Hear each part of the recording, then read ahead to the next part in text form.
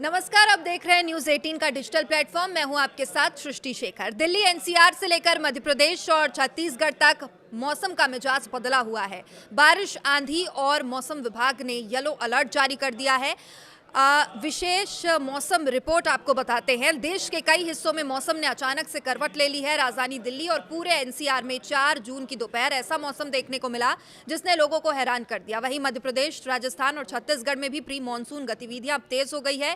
कई इलाकों में आंधी, बारिश और बिजली गिरने की घटनाएं सामने आई है। सबसे पहले बात करते हैं दिल्ली एनसीआर की, जहां राजधानी दिल्ली और आसपास के क्षेत्रों में बुधवार दोपहर करीब 3 बजे अचानक मौसम का मिजाज पूरी तरह से बदल गया। तेज धूल भरी आंधी चलने लगी। कुछ ही मिनटों में आसमान पर धूल की मोटी परत छा गई। स्थिति ऐसी हो गई कि दिल्ली में ही रात जैसा अंधेरा दिखाई देने लगा।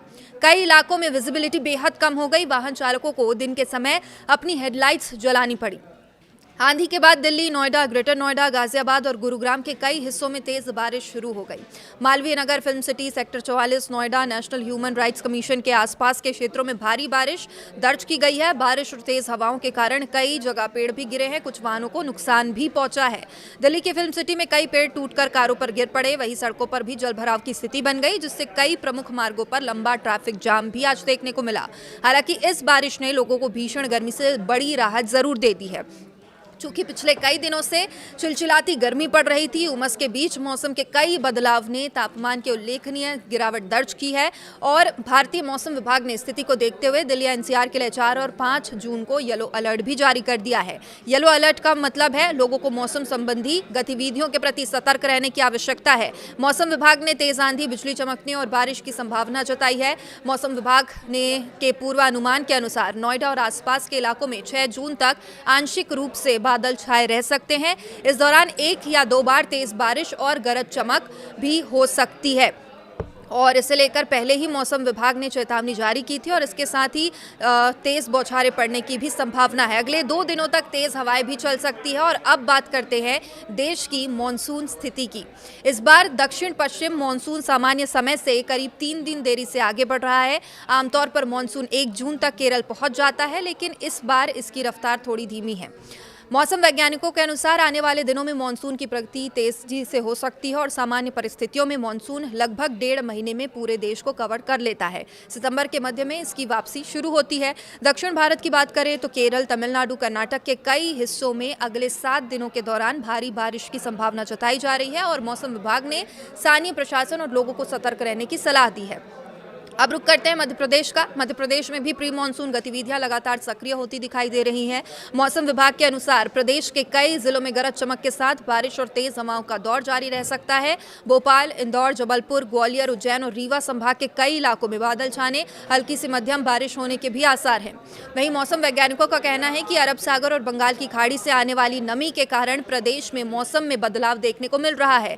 कई जिलों में 40 किलोमीटर से लेकर 60 किलोमीटर प्रति घंटे की रफ्तार से हवाएं चल सकती है और किसानों को सलाह दी गई है कि वे मौसम की जानकारी पर नजर बनाए रखें और खुले में रखे फसलों को सुरक्षित स्थान पर रखें।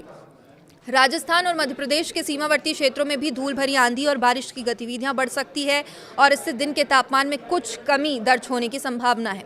लोगों को गर्मी से राहत भी मिल सकती है। अब बात करें छत्तीसगढ़ की, जहां भीषण गर्मी के बीच मौसम का मिजाज बदलने लगा है और लोगों को थोड़ी राहत मिलती नजर आई है।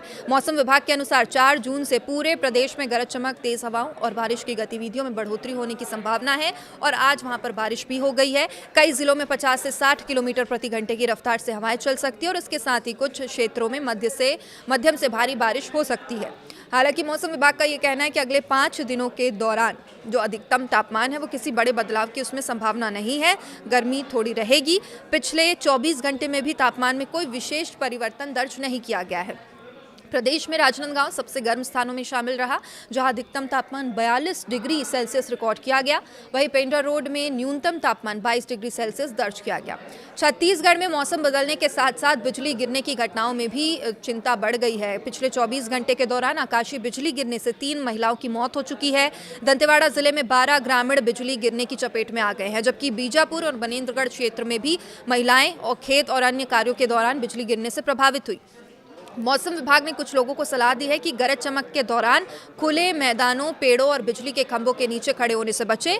खराब मौसम के दौरान सुरक्षित स्थानों पर शरण लें और अनावश्यक रूप से घर से बाहर ना निकलें। तो कुल मिलाकर देखा जाए तो देश के कई हिस्सों में प्री मानसून गतिविधियां तेजी पकड़ रही है। दिल्ली एनसीआर में बारिश, आंधी ने गर्मी से राहत दी है, जबकि मध्य प्रदेश और छत्तीसगढ़ में भी मौसम का मिजाज बदला हुआ है।